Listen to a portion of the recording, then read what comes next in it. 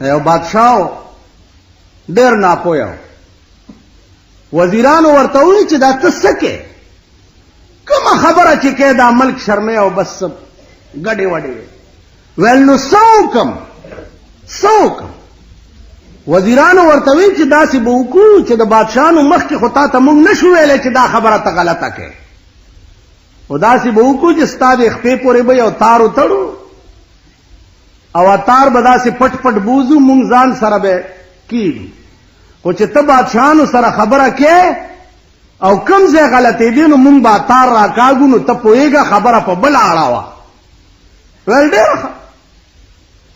چرته بادشاهان به راغی او ده به خبره ګډه وډه کوله هغوی به تار راکړو نو ده به خبره په بله واړوله یو بادشاه راغی ورته وی چې هلکه خبرې خو به نورې کوو خو په دې مې پوه کوي چې په دې ستاسو وطن کې هم د دې تار رواج شته هغوی زر تار راکړو چې بیړه دې غرقه شي مونږ دې پورې تار در تړلی و چې د خرطوب خبرې مه کوه تا الټا هغه نه تپوس کړي نور بادشاهان دلته کمقل دومره چرته نو عزیزانو خبره دادا چې هلته خو وزیران هوښیارو که بادشاه ساده هم نو کار چلېده چرته چې ټوله معامله دغسې یا د خارونی او د کارغه کیسه وي کارغه او خارونی په جګړه دي نو نوشیروان بادشاه په لاره روان او بختک وزیر ورسره دی چې وزیر ورسره دی نو نوشیروان ته تپوس وکړو چې هلکه دا ولې په جګړه دي دا کارغه او دا خارونی وی صاحب پرېږدی وی نه حل ووایه وی جي خبره دا ده چې دا کارغه راغلی دی د خارونی نه لور غواړي او خارونی نه ورکوي وی چې نو بیا وی دې خارونی ورته یو شرط ایښی دی چې لور به هله در کوم چې 100 خارونه د دې لور په مهر کې وران شوي راکړي وی دا کارغه ورته وایي دې خارونی ته چې بیبي داسې چل دی چې دا یو 100 خارونه وران شوي والا نور چې نوشیروان بادشاهي او بختکي وزیري داسې ډېر خارونه به وران وګوري د دوی دا جګړه ده خپله عزیزانو چې د دې قوم دا حالت تاسو به دا ملک وران ګورئ چرته چې دا قومي تاسو به دا ملک خیر غواړئ ته ځان سره جخت وګوره ورځ بیرته په تا بمباری کېږي ورځ بیرته اوس د هغې علاج سوچ کولو دپاره خو عقل پکاري سوچ پکاري اوس عقلمند او سوچمند سړی وي نو عقل او سوچ وکړي که نه تا چې د چا انتخاب وکړو دینه به ته دا توقع کې چې د دې ملک به روس سره جوړه کول غواړي د دې ملک به هندوستان سره جوړه کول غواړي دومره خو په سترګو ړوند نه دی دا قوم دومره خو پوهېږي چې دا ما څوک منتخب کو دا به سبا هندوستان سره د دې ملک جوړه څنګه کوي یا که روس ووایي چې راځئ خبرې پې کوو چې د کابل 10 لکه خلق په پاکستان کې ولې ناست دي خبرې پې کوو دې خبرو کولو له به ته څوک لیږې دا خبرې به څوک کوي دومره خو نادان نه یئ دومره خو پوهېږئ چې دا تاسو څه کوئ څه مو کړو څه کوئ لګیا یې هغه د رحمان بابا خبره وایي په ازل د نصیبونو جواري وه ای رحمانه چا ګټلې او چا بیللې نن ستا د نصیب جواري لګېدلې ده څوک یې ګټي او څوک یې بیلي د جوارۍ دونه دي د جوارۍ پړونه لګي زما عزیزانو عرض مې دا ما سره هیڅ فکر نشته زما مثال داسې دی لکه د هارون الرشید بادشاه زوی بادشاهي پرېښوه او لاړو ملنګ شو د سیند په غاړه به ناستو روټۍ به چېرته پیدا کړه به یې وخوړه د سیند په غاړه به ناستو الله الله به یې کول بادشاه مړ شو چې بادشاه مړ شو نو جرنیلان ورپسې لاړه چې راشه پلار دې مړ شو چې په تخت کښېنې هغه ورته ووایي چې زه جرنیل صاحب زه دلیم بادشاه یم وی دلې څنګه بادشاه دا ګورې نه جامو ته ټاکی ګنډې او د سیند په غاړه ناست ستنې نه تار ویستو سین ته ستنو غورځوله او راوړی زما ستن راوړی چې د دریاب څومره کبانو ټولو په خوله کې یو یو ستن نیولې وه ولی راوړه ویلوم لیده زه دلیم بادشاه چې جرنیلانو ډېر تنګ کو نو جرنیل ته وایي چې یا صاحبي لا تغترر بتنعم یا صاحبي لا تغترر بتنعم فإن العمر يلفظ والنعيم يزول اے مرګریا د دنیا په نعمتونو مغاوره کېږه یا صاحبي لا تغترر بتنعم فإن العمر يلفظ والنعيم يزول اے جرنیل صاحب د دنیا په نعمتونو مغاوره کېږه دا عمر بدیم یو ورځ تیر شي او دا نعمتونه بدیم د مرګاریان پاتې شي عمر بدیم ختم شي او نعمتونه بم درنه پاتې شي دو لاس دختې به ته روان شي بیا ورته څه وایي ورته وایي وإذا حملت على القبور جنازة وإذا حملت على القبور جنازة فاعلم بأنك بعدها محمول اے مرګریا کتا نن د بل جنازه پوګه کړي و دیره تروانه جنازه دی پوګه دا ادیره تروان نو فعلم بأنك بعدها محمول دا شپاړسنی یقین لرا چې اورز بستا جنازم د بل پوګي او قبر ته روان کړي خیال د دیو کا تراله او ما ته دعوت راکې چې راشه د پلار تخت خالی دی په تخت کې زما عزیزانو بادشاہي په فقر کې ده بادشاہي په غربت کې ده بادشاہي په دې کې ده چې د شپې سړه روټۍ وخورې او سار بیغم را پاسې ایس غم غشتي عزیزانو خبره دلته د بادشاہي نه ده خبره د ملک ده خبره د وطن ده چې د دې ملک او د دې وطن انجام به څه کیږي ځکه چې د ړندو لاس کې د لارې سټیرینګ ورکې د ړندو لاس کې د اسپې واګې ورکې نتیجه به سي زیب کم طرف انجام به سي خبره د ملک ده دا څه ملک دی بیګا تاسو وکړه کروڑونه ډزې هم لیدل کنم دی لیدل نم دی اورېدل کروڑونه ډزې کلاشنکوف بمونه دا پکې خلاصې ده ولی منبري ګټلې ده تورشه په کچرو کې وګوره د سړي زوی شوی دی یو ډزې کړی دی تر ننه کیس نه خلاصېږي بیګای ملک ټیپر کړی دی په کروڑونو کلاشنکوف یې وچلې دی په یو سړي کیس رجسټر نشو دا ملک دی دا وطن دی ما یو ډز کړی تر ننه مې کیس نه خلاصېږي ممبر له 2 کروڑه ډزې وشوې چا پې کیس رجسټر نه کړي اوس دې شله به عمر د کم ځای نه پیدا کما دې ملک له به عمر د کم ځای نه پیدا کړي چې یو ښځه ورته راله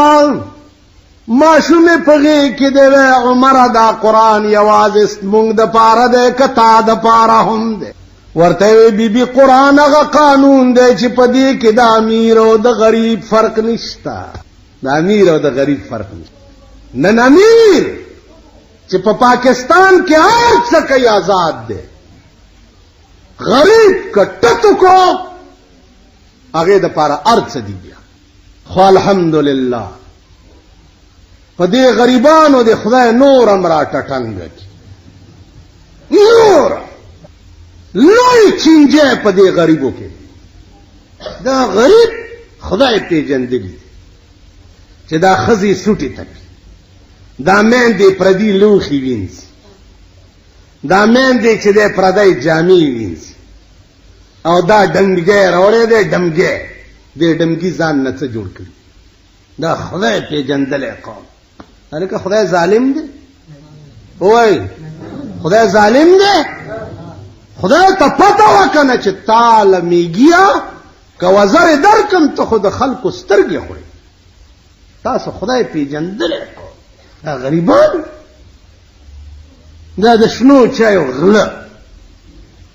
دا د کباب او د روټۍ غله دا خدای پیژندلی دلته یو دی د خره غوندې سپېږمۍ دي پرون میلادینو سپېږمۍ خړې دی داسې مې ورته سر وخوځول د خره سپېږمۍ دا خدای پیژندلی خدای په یاره واورئ یا به مړ یا به ژوندی چې تاسو د اهل دنیا سجدې کول او داغي پوجا پاٹ پریخه نه او تاسو خاورس په دوربین کې ولیدا نو کمړم په قبر می راشي متیاز یو خاورس بنګور دغه تالی سټ بېای دغه چولی چوک بېای دغه پردی جارو کخ بېای تاسو به خدای په خپلو په نو درې او نه به تاسو له خدای خاورس دا خدای پیژندلې قوم دا الله نه لوی مهربان په دنیا کې بل څوک شته نو دا په مونږه ولی مهرباني نه ده کړې ځکه چې مونږ کې ځای نشته مونږ کې ځای نشته خدای ته وګورئ خدای ته وګورئ خپل ځان او پیژنئ خپل حیثیت او پیژنئ خدای او پیژنئ د خدای رسول او پیژنئ حکومت توایم د خدای غلوی ورځ خاطرو کده د ملک تقدیر سره لوبه مکوا د دې ملک تقدیر سره لوبه مکوا دا ملک به تباہ شي دا به غرق شي آسمانی آفت به پراشي لوټه به اعلان دی بعد خدای داسې کړی نه دی نوح علیہ السلام پیغمبر پکې موجود او طوفان پراغه لوټ اعلان دی باندې پاتې نشو اسمان د پاس نه برابرول او زمکه د لاندې نه یو یو ساس کې به د کوهی تور غرم را پریوتو آسمانی آفت به پرای د ملک تقدیر سره لوبه مک اهلیت ځان کې وګورئ قوم د قوم ځان کې اهلیت پیدا د ملک مشرایلا د سړي د انتخاب ماده ځان کې پیدا کړي چې دا سړی زه د ملک مشرکوم د کې اهلیت هم شته او کنه سبب دې د ملک ترجمانی کولای شي او کنه تاسو وګورئ نن څومره ورځې وشي چې هغه عظیم دوپړه بي بي سي باندې کړی دي او د پاکستان نه بغیر بل خبره نشته په عالم کې په شرمونو شرمولو د ملک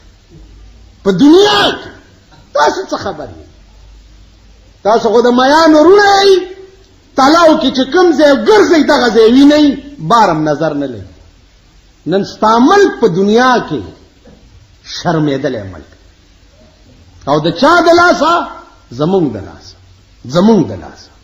نو زما عزیزانو خدای د پاره فکر د دې ملک پکار پرې جنبه حکومت ورته قانون رئیس ته چې د الیکشن خلاف څوک کوي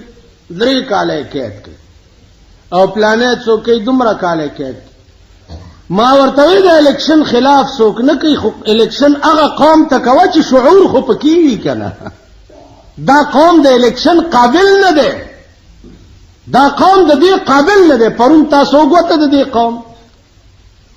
چې د خلکو د خزو د لونو پکې کمی بی عزتای شي نن په اخبار کې وګورئ د خلکو د لونو او د خزو تصویرونه فکره واده د چا دی او خزي پکې د چا و شر نه دی اوس بیا خبره ده چې نه ما کې عقل شته او نه تاسو کې عقل شته دا بیا خبره ده ځکه چې زمونږ د عقل انتها وشوه کم قوم کې چې عقل وي ادا سے قوم نه لکه دا مونږ چې ادا خلق نه انور قومونه هغه امریکای غونډه قوم وي یورپ غونډه ممالک وي هغه روس غونډه قوم وي هغه چین غونډه قوم کم قوم کی چې عقلی هغه د چین غوندې قومي چې تا نه رستو آزاد شوی دی او نن د دنیا عظیم طاقتونه تیری. مونږ قوم کې عقل نشته. د مونږ قوم عقل تاسو وکتو، پرون مو کتو، بل ورځ مو کتل. دا زمونږ قوم دی او دا زمونږ خلک، دا زمونږ سړي دي، دا زمونږ هلکان دي او دغه زمونږ ښځې. تاسو خیال را دغه زمونږ ښځې دي چې په پولینګ سټیشنونو څه حال ورسره وشي. دا هغه شرمېدلی قوم. تاسو خیال راغی؟ نو دې قومونو کې عقل نشته.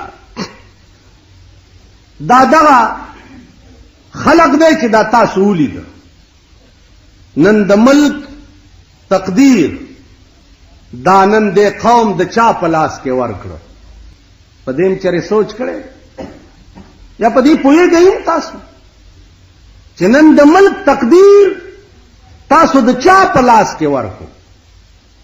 د ملک تقدیر به کوم خلق جوړي؟ د ملک فیصلې به کوم خلق کوي؟ دا تاسو د چا په لاس کې ورکو؟ په دې هم سوچ کړی دی؟ خو د کارغان ورونه وایي مردار املان دی ولید او پاس پہ ګرځېدی کان کو پتہ نه لګېدا. دلته سوال د عزیزدارۍ نه، سوال د رشتې نه، سوال د پرې جنبې نه، سوال د دې وی چې زه د ملک د تقدیر واګې د چا په لاس کې ورکوم. ټانګه ډکه ده او سړي پکې ناست دي او تا د اس په واګې ړون له په لاس کې ورکې. دومره خو به پوهېږئ په خبره چې د اس په واګې ړون له په لاس کې ورکې نو اس په ټانګه او پکې سورلی به بچ پاتې شي. نن تاسو د ملک د تقدیر فیصلې ړندو له په لاس کې ورکړه. خدای دې ملک شي ستاسو مو، خدای دې ملک شي د دې ملک. سوال دلته عزیزه دا نه سبا به دې ملک ته د تعلیم پالیسی جوړول غواړي. د تعلیم نو د ملک د تعلیم پالیسی ته وګوره چې دا ته چا پسې منډې وای چې دا به جوړولی شي. سبا به دې ملک د پاره د قرآن کریم د آئین پالیسی جوړول غواړي. ته وګوره چې دا ته چا پسې منډې وای چې دا د قرآن د آئین پالیسی جوړولو پوي. سبا به د دې ملک بیرونی دنیا سره روابط او تعلق جوړول غواړي. ته وګوره چې دا سړی په دې پوي. د دې داسې مثال دی. اوس چاته دا خبرې کوي یو ښځه وه بجای نامه یې وه بجای. نو د کور مالکه ترې ډېره تنګه وه او چې کوم ورانې به یې وکړل بیا فټې مو لعنت فټې مو لعنت فټې مو لعنت. آخر د هغې اډو په فټې مو څه پروا نه راتله. آخر یې ووایي چې په فټې مو د بجای څه شي چې سوی پوزه په دا بیخ کې پرې کړی نه شي. پوزه دې ته په بیخ کې نه غوسه کړي، په فټې مو دا بجای اډو شرمېږي. دا قوم په فټې مو شرمېږي. یا هم شرمولو زما هلکومه ګیره مې سپینه شوه، عمر ټول تیر شو، ما څوک ونه شرمولی بلکې زه وشرمېدم. ځکه چې د شرمېدلو ملا هم شرمېدلی. د کشمیریانو قصه مې درته کړې وه چې ته کشمیر ته تلی مال نه ویل ته څنګه مولی مال ته تلی ویل نه.